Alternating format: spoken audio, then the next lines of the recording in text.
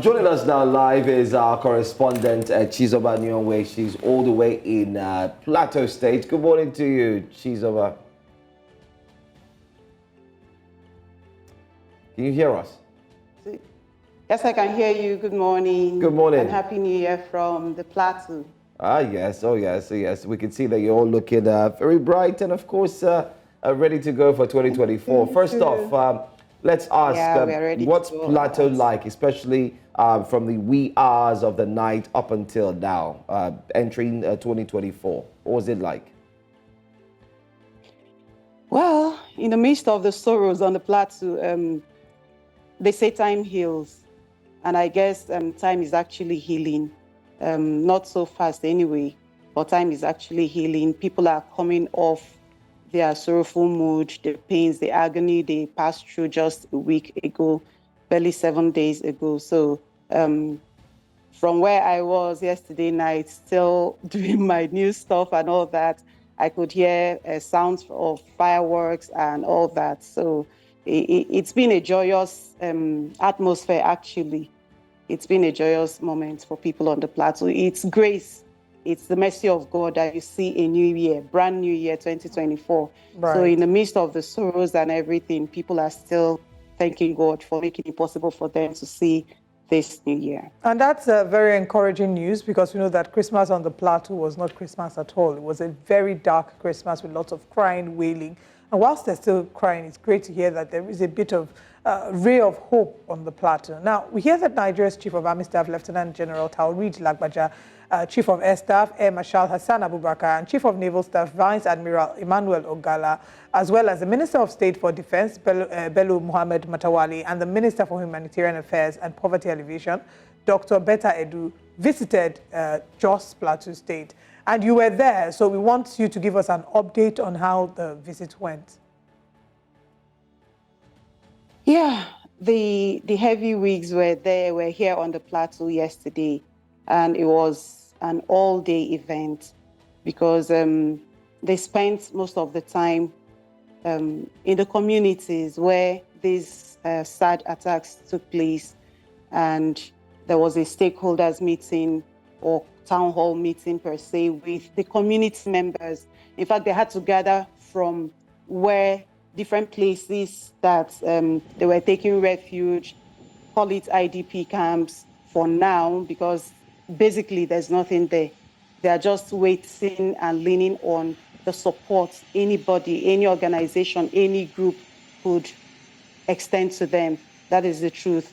And then after the meeting, where, of course, the ministers and the service chiefs had to reassure them of their rededication to bring peace on board, to make people feel this peace, to make people feel that there are security agencies working for their own safety, for their own good, so that there could be peace again on the Plateau. You know, earlier than now, people would always say it is the home of peace and tourism. But unfortunately, these sad things kept coming up here and there, you know. Yes, for some months now, we've had, let's say, some good amount of peace on the Plateau before this heat came, and it hit so hard. So, but the people of Plateau were reassured by the ministers and especially the security chiefs that they are going back to the drawing board. They are coming in with more troops, more combat enablers to ensure that peace gets back on the Plateau as soon as possible. So that was the reassuring statements they were giving, while the people also poured out their hearts. There was an outbreak of cries and everything. You do not blame them. It's just like opening an old wound or healing wound, you know. So they felt the pain again. They were heartbroken and all that. But at the end of the meeting, everybody was fine, hoping that the promises from these dignitaries would come to light, you know. And that was that. And after that meeting, they had to take a tour of the affected areas to see the burnt houses, the burnt cars and everything. And basically, the touching thing there is that most of these locals have departed their homes, their ancestral homes. They do not want to joke with this. Of course, no one wants to joke with what has been handed down to him or her from their ancestors, their fathers in the past and all that. So that is the situation for them. They are still in pains, actually. They are still in pains. You can't take that away from it. I mean, it's just like 7 days after losing. Some people lost a whole family members and all that, loved ones, friends, and all that, So they are coming up. They are coming up to face the reality that, yes, these people are gone. We're not going to see them again. But what they want is that peace, maximum peace, gets restored on the plateau.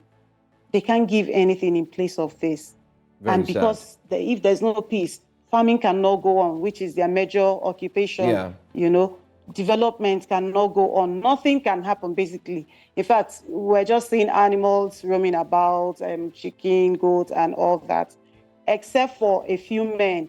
Men, sometimes they'll be like, we'll take the bullets and all that. All right. Yeah, so let me also come in as well. Thanks for that update. We do also realize that the Vice President had visited earlier on and had promised that the government will do its best to ensure that they bring sanity and peace to the people of the plateau.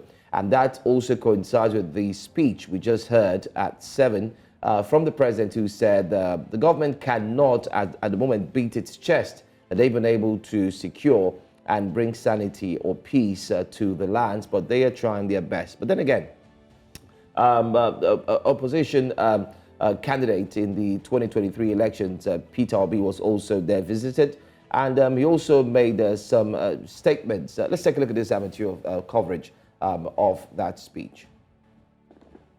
With my own talking now, talk to other people to help, since we now have an account, to be able to support whatever you people are doing. Whatever you people are doing, we will do whatever we can to support it. I assure you of my support, my numbers and everything available for those in hospital, for everything. We will do whatever we can. And having been here, we will also make sure that the news is out there, that people have to come to your aid. We remember you in prayers.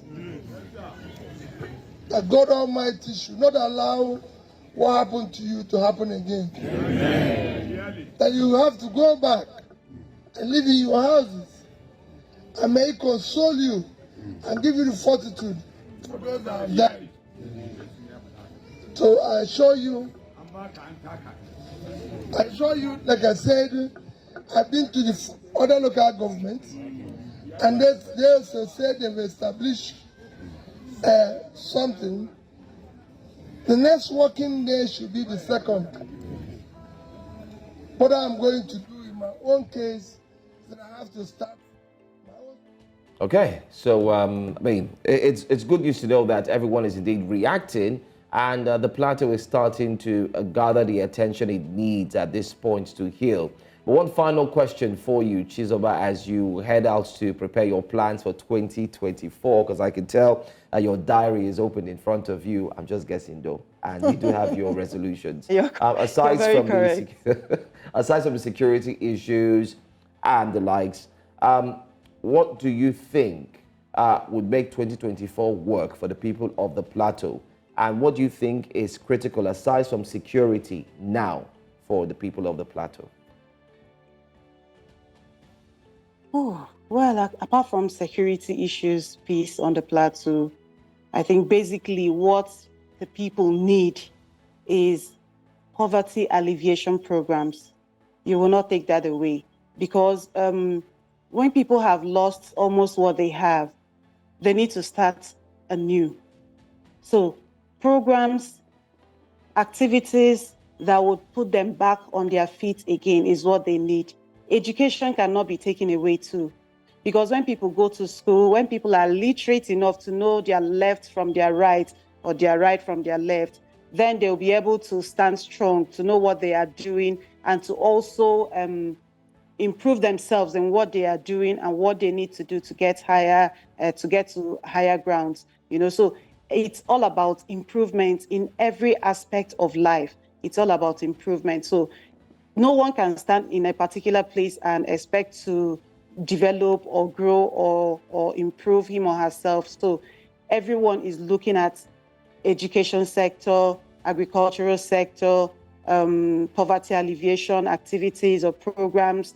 Stakeholders, in fact, have been challenged to bring on board whatever it is that will improve the common man on the plateau. All right. Chizoba, Anonwe, thank you so much for joining us. We, of course, wish the people on the plateau a happy new year, and we hope it's truly one free of insecurity challenges and poverty issues. Thank you for joining us. Thank you so much and for staying with us in this trying time. Always together.